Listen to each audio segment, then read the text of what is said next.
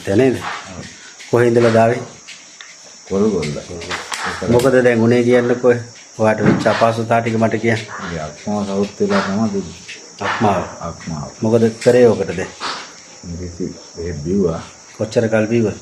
අවුරුදු 2කට වැඩි. අවුරුදු 2කට වැඩි බිව්වා. මොකද උනේ වට? අඩු වුණේ. මොනවද තිබුණ අපහසුතාව? අපහසුතාව කියන්නේ ඇඟ වෙහෙස මාන්දර වැඩ කරන්න බෑ. ඇවිදින්න අමාරුයි, යන්න එන්න අමාරුයි. එතකොට මුන්නටන් කළු වෙලා තිබ්බා. කළු වෙලා. දැන් සුදු වෙලා. මම ටික මුණ පාට වෙලා දිනවා. ඔව්.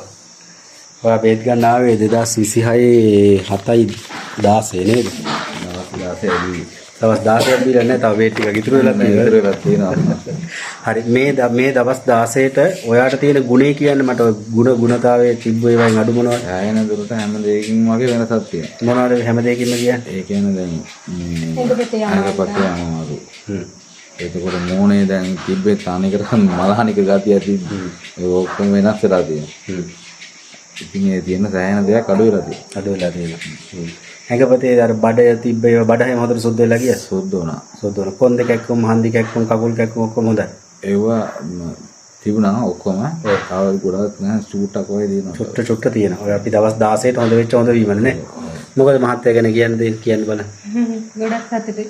ඔව් සතුටුයි. හිටපු තාත්තට වඩා ගොඩක් හොඳයි. ඔව්. මොකද හිතුවේ මොකද අක්මාව බද්ධ කරන්න වෙයි කියලා? ඔව් අක්මාව කොටසක් බද්ධ කරන්න ඕනි කියලා තමයි කියලා තිබ්බේ. ඉතින් දැන් ගොඩක් දුරට හොඳයි යාට ඉතින්. හොඳයි. ඔව් දවස් 3ක් විතර බෙහෙත් බනකොටම කිව්වා ලොකු වෙනසක් දැනෙන්නේ නැහැ කියලා. මුල් දවස් 3 බෙහෙත් කිව්වා. ඊට පස්සේ දැන් ඉතින් හොඳයි අත්‍තරම ගොඩක් දුරට හොඳයි.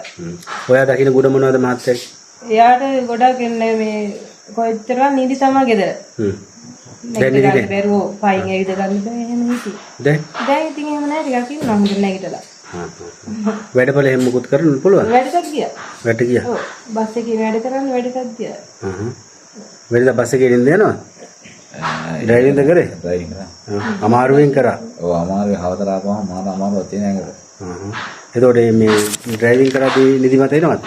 ඔව් නිදිමත එනවා. අර ගොඩක් දුරන මම යන. ඔව්. පොළොන්නර. නිදිමත එනවා ටිකක් කියන්නේ.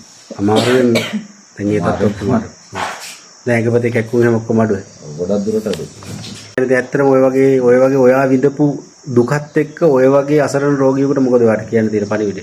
ජීව බල විදුමදුරු කියලා දනුබදුරු උපදේවෝ ගලේ වෙලා මට දවස් 16 මෙච්චර සෝනවා කියන්නේ ඇවිල්ලා විදගම් කරගන්න. මෙයා වගේ ඉන්නව නේද තව? ඒ අයටත් කියලා තියෙන දැන් ඉතින්. කියලා තියෙනවා. ඔව් එයාට කියලා තියෙනවා.